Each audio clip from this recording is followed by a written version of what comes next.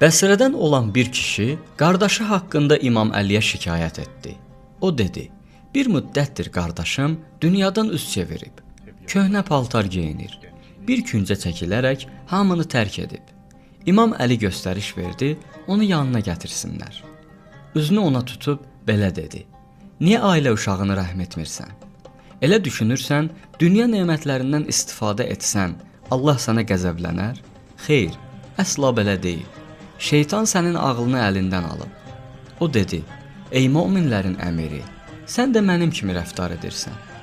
Yaxşı paltarlar geyinmirsən, dadlı yeməklər yemirsən və həyatı özün üçün çətinləşdirmirsən." İmam buyurdu: "Mən başqa, sən başqa. Mənim rəhbər və hakim olaraq başqa bir vəzifəm var.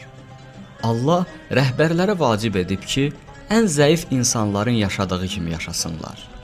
Ən fəqir insanlar onlara baxanda özlərini fəqir hiss etməsinlər.